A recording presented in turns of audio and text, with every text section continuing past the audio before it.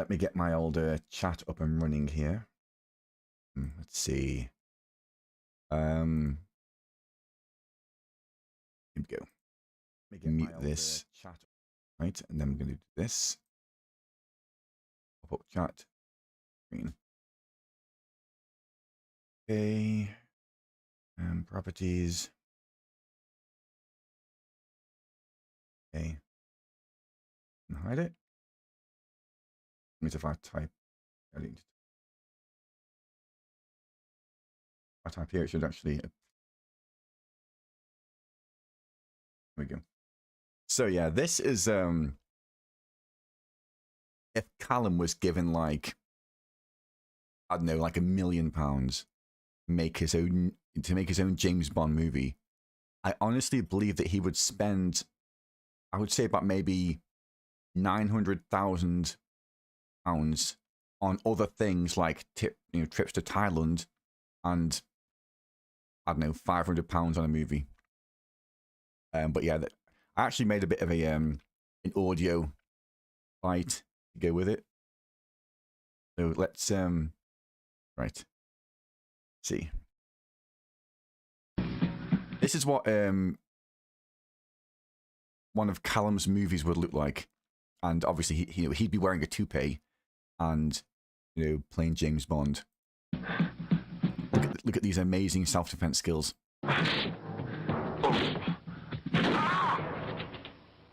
Mm-hmm. I've got to kill the music. I was like James Bloody Bond. I just said, no, I'm very vigorous. Oh, shit!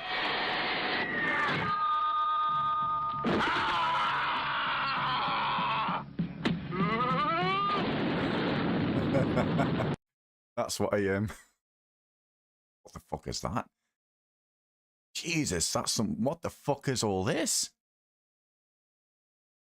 Oh, this must be AI stuff. Yeah, I thought so. All right, this one made me. I saw this one and it kind of made me chuckle a little bit. Here we go. Hey up, and welcome to Callum's Corner. I am the victim of voodoo. The victim of... It's like the Me Too movement. Poor Sanjay. Voodoo, my sister. We're full on exposing her now. I've had suspicions for weeks about this, but now we are full on exposing her. I've just caught her.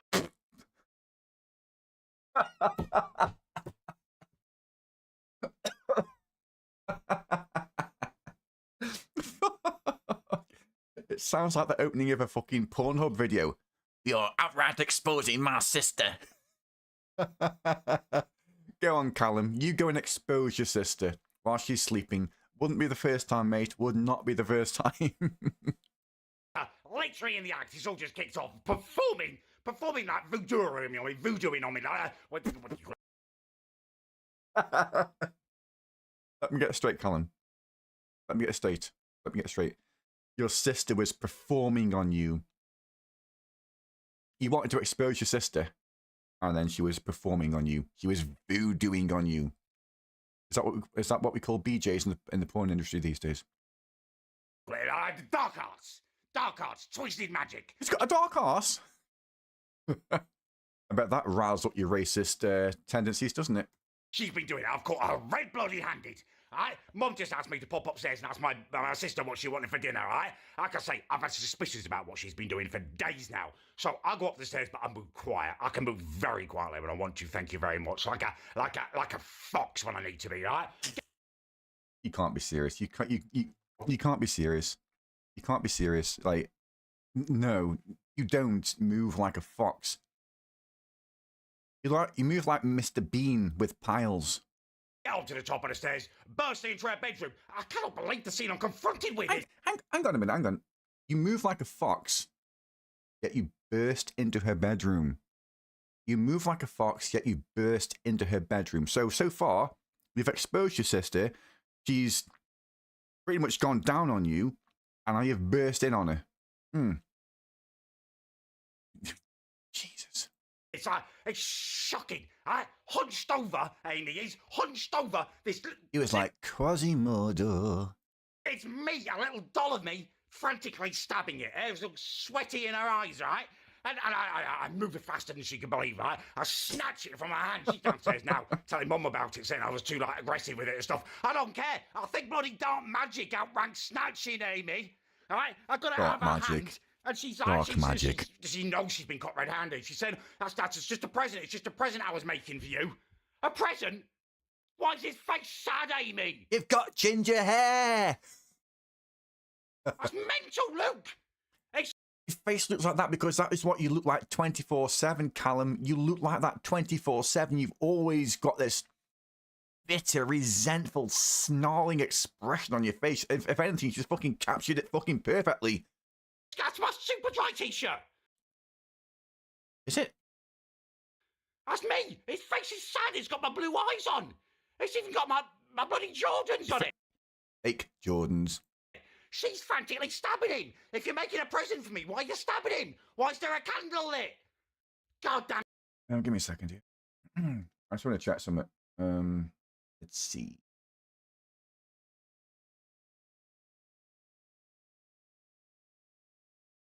I'm going to make sure that working properly. It's working, I think. Anyway, let's continue. I mean, she was stabbing him in the stomach. I felt that dodgy recently. That my stomach's been upset. I've been going multiple times to the bathroom. Callum, your very existence is dodgy. God, look at that white. Come on, Callum. Your entire existence is dodgy. It always has been.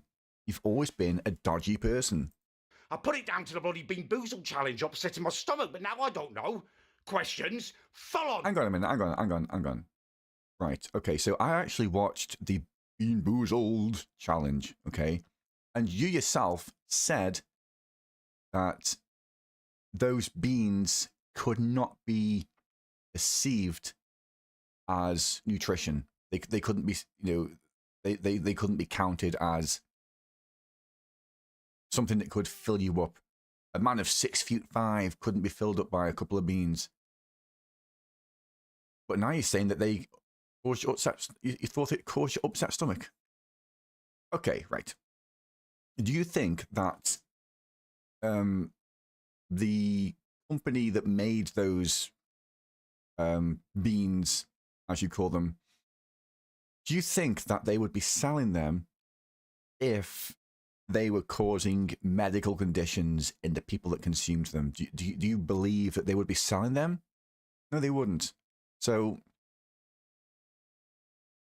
if wait, even this guy just confuses me sometimes. Exposure, that's disgusting. I'm a brother. I'm a bloody brother, and she's doing. Yeah, you're a brother. That's the problem, isn't it? That's why she's doing it. And that a fucking duff card there.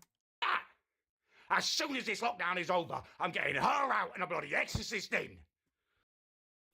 Ayop and well. Okay, right, here we go. Here we go. This is the one that I want to watch.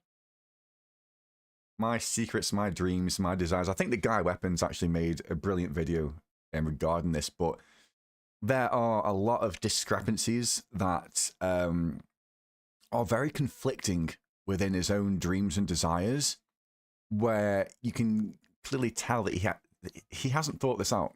He hasn't thought it through. Because his mind is simple.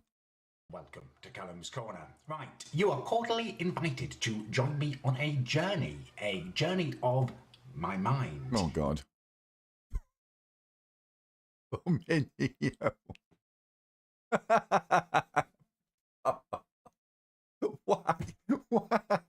Why does he think that these things are... Why does he... I don't understand him. I don't understand his logic. In his head, this looks cool. In his head, this looks serious and cool, but it looks fucking predatory. It looks predatory. It doesn't look serious and cool. It looks fucking predatory. Like, but in his little head, this looks cool, and people are going to be like, oh, fucking hell, yeah, I want to take part in that. But it doesn't. It looks fucking predatory. Oh, my God. Yeah, I want to reveal to you my innermost wants, desires, secrets, dreams, the whole caboodle. This has all kind of come about because I couldn't sleep last night. Just couldn't get off. So I decided to try and go to my happy place, which sometimes helps. Just relax my mind and started imagining what my perfect day would consist of. What would happen if I controlled the world, basically. Okay, that is the. I mean, I've seen. I actually watched Guy Weapons Heavy. Guy Weapons Heavy. I watched this video on this, and that's the very first mistake and discrepancy in Callum's ideal day. He just said, "In an ideal day, I would control the world." I'm going to put that in. I'm going to put that in public chat.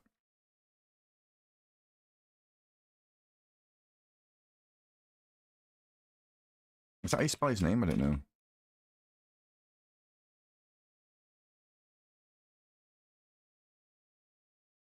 Right. Oh. Right. Take note of that. You know, remember that. Okay.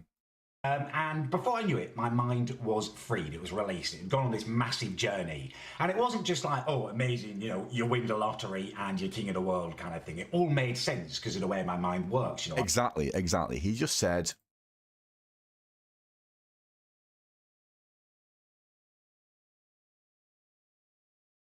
I'm writing this out because it will make sense why I'm actually providing like text so that you can look back and think, actually, this doesn't make sense. I'm leaving like a breadcrumb trail of breadcrumbs so people can look back and think, actually, yeah, this doesn't make sense. I'm a logical bear kind of thing. Everything in this scenario was perfect. It was logical. It could feasibly happen. And it's not logical, and I'm going to demonstrate why. It was just a perfect day. And I suddenly thought, you should share this. Such a perfect day. I'm glad I spent it with you. Your corner, because it reveals so much about you. It does. It really does. It really does. Inside of Callum. Yeah. So that is what I'm going to do. If you want to share your perfect day with me, do comment it down below. I will be reading through them and replying. The only limit on it is your imagination. Right, okay, I'm going to try and focus out and get back in the frame of mind I was the other night. So, I wake up, I am in the Caribbean. I am in a really posh resort, one of those kind of, I don't know, they're like shacks, but they're not really shacks. They're on stilts and the sea's beneath you and you've got great big 4-poster beds. I'm staying in one of them, right? Anyway, I'm woken up to the gentle tones of Radio 4, an urgent broadcast from them. David Cameron was killed last night in a weird and strange accident. He was trampled to death by a pack of feral pigs. Not only was he trampled to death in some kind of act of divine retribution, they also... Retribution. See, I can do it too. Hey, anyone can do it. Bombed him as well just before he died. How's it go? Anyone can make that sound. But this guy seems to think that he's the only one in the world that can do it, which is why he's always trying to fucking make his own fucking backing tracks when he's listening to shit on his live stream. It was really payback for the weirdness that he was doing with pigs in his youth.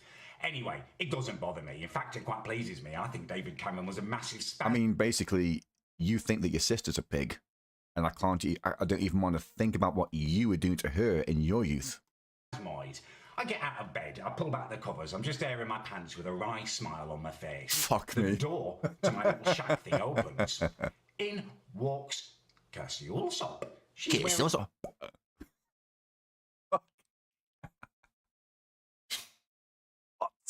What is this? I can't believe that he actually took. I can't believe that he took the time to do this. Like, hey up, Cal. Hey up, Cal. Fuck me, Callum. Gee, not literally. Please don't even. No, not literally. Come on, dude. This is a fucking. Wearing a maid's outfit, like a, you know, sexy French maid's outfit. I can't believe it. This is Kirsty bloody Allsop come to service my room. She said. Is it Kirsty Allsop or Kirsty Allsop? Which one is it? a look of surprise on my face, and she says, "Don't worry, I know what you're thinking. Yes, I am Kirsty Allsopp." She starts to explain to me that she's filming a special TV show where her and Phil take over a resort, an alien resort, and they try and sell it. And as part of it, she's doing a bit of maid duty today. Anyway, as she's explaining this to me, her eyes start to... I don't get that. I don't get it. Like, if they're making a movie about them taking over a resort, why would she resort to stooping to the levels of a fucking maid? Wonder to loop me up and down. She notices I'm just staring my pants. Her eyes are starting to focus on my little Callum. Did he make this picture? Fuck me. Did he make this picture? The fuck? This man is so fucking strange. Oh, hey, Pillhead. Her words start to fail. She gets mixed up. She can no longer speak. She's just looking at me with hunger and desire. Fuck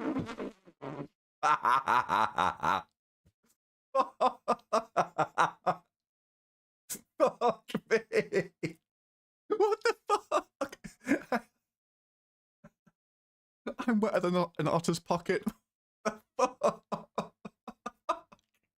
This guy's fucking fuck me. Well, you do realise that otters actually keep stones in their pockets. So I would take that as a cock block if I were you. Otters actually keep stones in their pockets. So I would take that as a cock block, Callum, and I'll just take the hint. She says to me, "You look a little bit like my partner, Phil Spencer, who I film with, but kind of more manly. You look What? like Phil." Who the fuck is... What? Fuck, who the fuck is Phil What? What? What the fuck? Oh, God. Phil with balls. In a moment of perfect clarity, I have a really cool line waiting. I said, "Kirsty, why don't you come here and I will fill you?" She loves it. She leaps into my arms. She's excited by the fun yet sexy line I've pulled out. We're a mass of emotions at this point. Tangled limbs, words are lost in a breathless kissing session. It moves on. Full boom boom is had. Yeah. I love how he talks about having sex with a woman like it's a full English breakfast. Yeah, a full English breakfast was had. Yeah. Like he talked... This is how simple his mind is, and this is how little he respects women. This is how little he respects women. He sees them as objects, and he calls it boom boom, and he's got such little respect for women, and because they just satisfy his needs. Yeah, it could easily happen. I mean, it's urgent, it's passionate. Unfortunately, it's quite quick because it's been a while since I've had boom boom, and I first bunker to the ceiling once the floodgates are opened and the reserves, the backed-up reserve. So Callum's the king of the world, but he's not had boom boom quite a while. Even as the king of the fucking world, he can't get boom boom. Even as the king of the fucking world, he can't get boom boom. Fucking hell. It's like the episode of Red Dwarf, Better Than Life. Starts out all great, but then his own imagination starts to betray him. Are let loose. But she loves it. She boom boom. She gets where she needs to be, put it that way. She boom booms? What? I'm so confused. She looks at me afterwards and says breathlessly, "I've never had anything like that. That was the best I've had." I mean, the dialogues that he comes up with. Me, on the other hand, and this is where the story gets realistic. It's not just, I do Kirsty and we end up married. I'm starting to feel withdrawn, emotional. This often happens when I'm with a woman. You put so much onto it. You think you're going to meet the woman of your dreams and it's all going to be, marriage and love afterwards. However, I'm becoming emotionally withdrawn from her. I don't know what it is with women. Have I got an inherent distrust of them? I mean, it is difficult to trust anything. No, you have an hereditary dysfunction You don't have an inherent distrust. You have an hereditary dysfunction, both in this head and the one in your pants. That bleeds for 5 days a month and doesn't die. But I think it's more than that. I think I haven't met the right woman, and that realisation seeps into me. But I don't want to let Kirsty know that. You know, she's a lovely lass, so I just... He's got a big heart. Remember, guys and gals, he's got a big heart. This man has a big heart, so he doesn't want to let her know. Turn to her and I say, you know what, Pet, that was cracking for me as well. Why don't you clean yourself up now, and then you can finish cleaning the room. I've got to go out and do some work now, but leave me your number and I will try and phone you. The king of the world has to do work. The king of the world has to do work. Get that? He's the king of the world, and he's got to do work. Fucking hell. His logic is so flawed. I've given her hope, you know. Anyway, I'll stick on some clothes and I'll leave. I'll walk out into the resort. A sip of water at this point. I'm talking quite a lot. Nothing new there, then. Anyway, I'll walk out into the resort. I am meeting the chief executive of Tic Tac. He's got in touch with me. He wants to make the whole situation right. He wants to make me the real Mr. Tic Tac. Anyway, I'm meeting. We film an advert. It's great. I'm taste testing. I'm doing proper dancing. You know. Okay. Again. He is the king of the fucking world. Why does he not already own Tic Tac? Why is he not brought it out? Why does he not own the company Tic Tac? He's the king of the fucking world. He said it himself. He's the king of the fucking world. He controls the world. Why does he not already fucking own Tic Tac? Jesus Christ, Callum. Fucking use your head, you moron. I cannot believe my talent. He pays me cash in hand, loads of money. Again, why would you need cash? You are the king of the fucking world. Why would you need cash? You're the king of the fucking world, you idiot. Why would you need cash? You control the world. You control the banking systems. You control everything. Why would you need cash? Fucking idiot. 6 figures, you know, fair day's wage for a fair day's work. Loving it. The whole situation, everyone hates on me for my head. It suddenly doesn't matter. I've won from it. I'm happy as Larry. So I stroll down to celebrate my new wealth, and I go to a bar by the beach. I order a beer. Next to me is Alan Shearer, Blackburn legend. Anyway, we start talking about Blackburn. He's all, you know, it was the best, you know, time in my career. I never played as well as I did there. I love the club. A little guy who we didn't even notice who was sitting behind Alan pipes up. It's Bill bloody Gates. I mean, he can't even make eye contact with us because he's like a beta male, you know, he's a little geek, and, you know, we're big. Yeah, okay. All right, Cal, okay. Alpha males.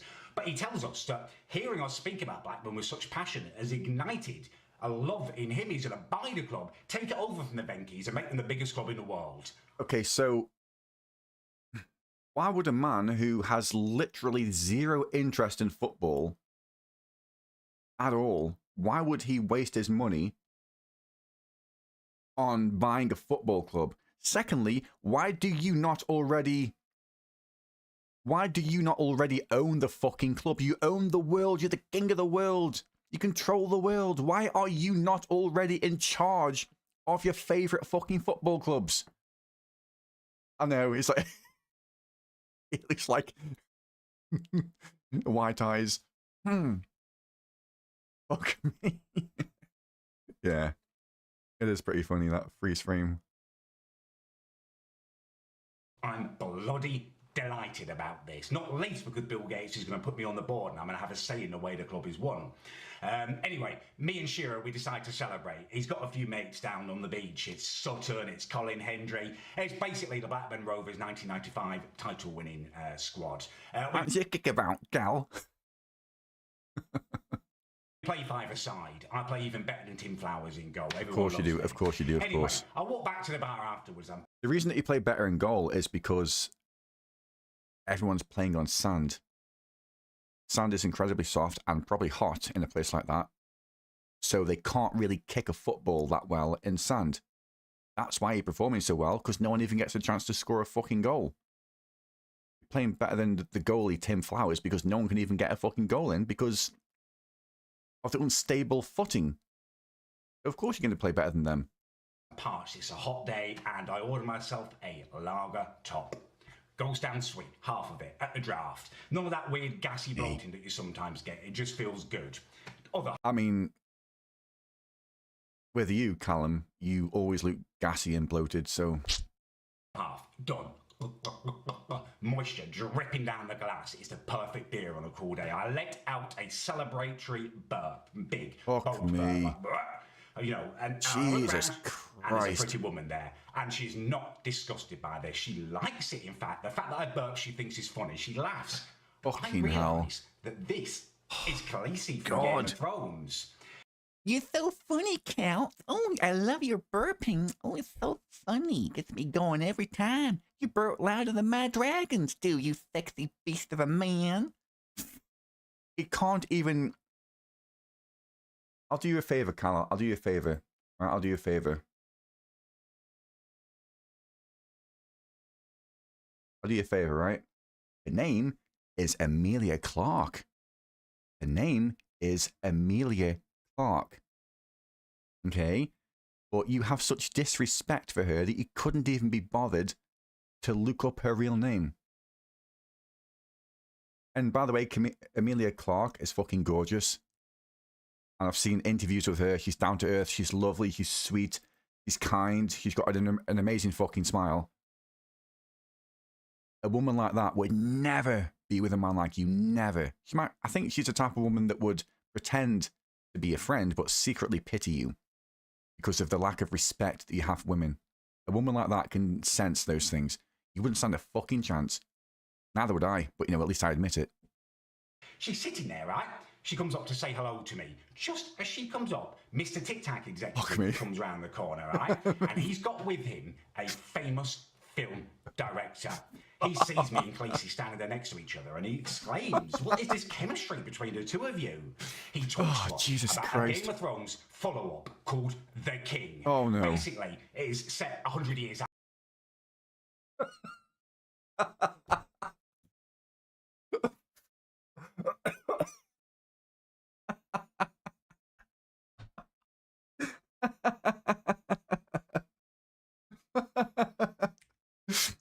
Game of Thrones follow-up called The King. That's pretty much what happened when the movie executive discussed his idea. That's what happened with Callum. He came. Callum is coming. Basically, it is set 100 years after the whole Game of Thrones. The realm is settled again, but it needs a strong leader. They want me to be that. They want Khaleesi to play my wife, but she would really be the daughter. Oh, for fuck's sake. You are already a king. Why are you... This is a fiction within fiction. It's like fucking Inception. You are the king of the world, but now, in your weird, depraved reality, somebody's come along to ask you to play a king in a TV series. What is going on? This guy, his logic is just so fucking flawed. Sort of Khaleesi, but He's like a child that has like an A3 piece of paper and a couple of crayons. That's how this man's mind works. it doesn't matter. It's the same girl who plays Khaleesi. We start talking about it being Khaleesi. It turns out we get on like a house on fire. There is none of this weird kind of emotional withdrawing after we have Boom Boom, and we do have Boom Boom. And Jesus because of the Boom Christ. Boom me and Kirsty Allsop had earlier, there's none of this ending too early. You know, it is lazy, lackadaisical lovemaking. The two of us know we're entwined. Our bodies, souls are connected. That is my future. Being in a Game of Thrones follow-up called The King. Game of Thrones? A Game of Thrones? Are connected. That is my future. Being in a Game of Thrones follow-up Game of Thrones? called The King, with Khaleesi playing my wife, and she's going to be my real-life wife. Yeah, but this kid ain't bald. This kid isn't bald, mate, so it can't be yours. This kid isn't bald, so it can't be yours. And we have loads of children. I'm happy ever after. Yeah, that is my perfect day. As I say, do let me know below what you do on your perfect day. And if you like the video, leave a thumbs up. If it was terrible, leave a thumbs down. Well, actually, not if it's terrible. That's too harsh. That shouldn't be the criteria. If you didn't enjoy it, leave a thumbs down. But it was terrible. It was terrible. It was. It was a fucking nightmare, that was. this man is the king of the world, yet he doesn't control anything in said world. He does not control anything in that world. It doesn't make any sense. He doesn't control the financial structure of the world. He doesn't control the banking systems. He doesn't control owning companies. Right? He's the king of the world, and he said that he controls everything. He said that I would control the world, and I am the king of the world. Yet he doesn't control a fucking thing. He doesn't control anything. Like, what? I don't understand it. This guy's logic is just so flawed. Anyway, thanks so much for watching, Pillhead Pillock. Thanks so much, dude. It's been nice to have you along. I might do another one later. And yeah, thanks, man. Nice to see you. I love your videos, by the way.